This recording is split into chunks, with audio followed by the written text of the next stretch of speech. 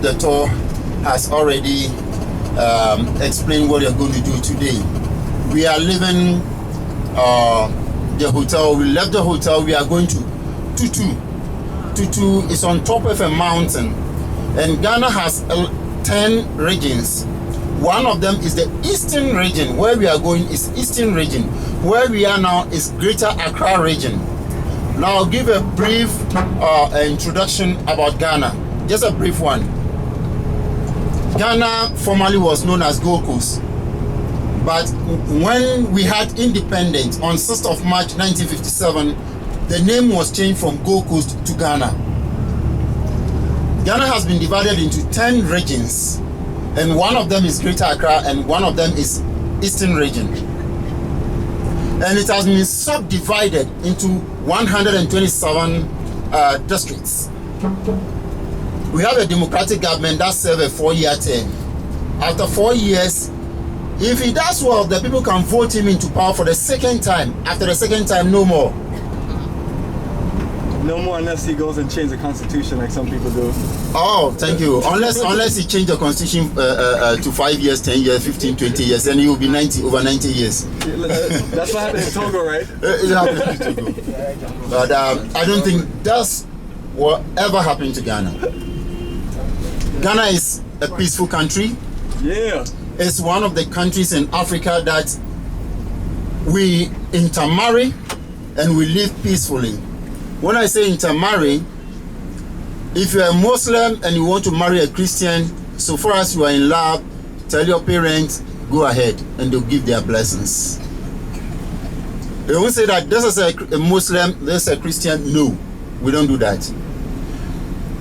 Another good thing that you will see is that in every community there is a church, and the same community, just by the church, there is a mosque. When the Muslims are having their Eid al-Fitr, Eid al-Adha, and all those festivals, they invite the Christians. They participate.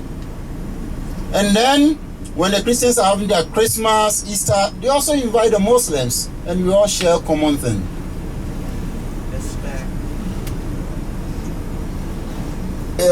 The area of Ghana is 238,538 square kilometers. Ghana is like the size of bigger than Oregon in the US. Bigger than Oregon in the US. Yeah, I've been there before, so I know. Bigger than Oregon. We have parliamentarians that we vote them into power 4 years, but they can come as many as the people wish that you vote them into power. When you go to the northern part of Ghana, we have the coastal savanna.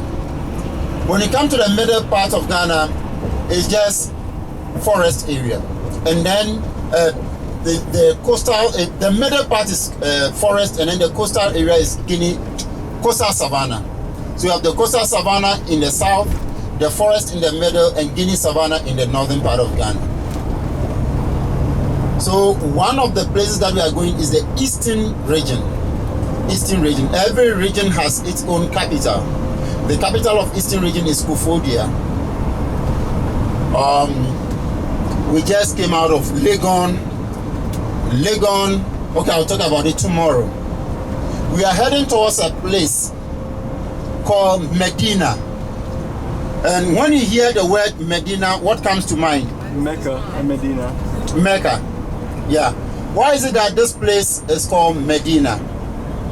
What happened is that when we had independence, Dr. Kwame Nkrumah was the head of the government business, and we became a republic on 1st July 1960. We became a republic on 1st July 1960. Our brothers and sisters of Islamic religion went to Mecca, and then when they went to Mecca, they went to Mecca for Hajj. Okay, and then there was a serious flooding, heavy rain, and there was so much flooding in a certain area. At that time, there were no houses here. This place was like a forest. So Dr. Kwame Nkrumah at that time brought in surveyors to survey the land, clear the land, and built a low-cost houses for our brothers and sisters who have traveled to Mecca. Now, Ghanaians who went there were staying at Medina. So when they came back, their houses has been taken over by the flats. So our president brought them here to come and stay here free of charge. So at that time, when we were coming to this place, he said, I'm going to those people who came from Medina, those Muslims who stayed at Medina, who came from Medina, where they are staying. Hence the name Medina. And it will interest you to know that people over here are not only Muslims. There are Christians also here, and there are African traditionalists also staying here. They all stay together. Oh, powerful. So that basically shows how peaceful Ghana is. That is the short. If it's long, then I'm going to talk long. So this is the basic. I'm not saying that basically shows how peaceful Ghana is. If Exactly. if you get a whole nation of Christians and Muslims living together in the same area. So I was saying that is a good example of how peaceful Ghana is, because you always hear about Christian and Muslim wars, and since I've been traveling to Ghana, it's just been the same thing, just everyone living together in peace and harmony. Thank you. Now, if there is any question, just let me know. I also want to establish this, that the more questions you ask, the more things I tell you. The more questions you ask, the more things I tell you. So please ask questions.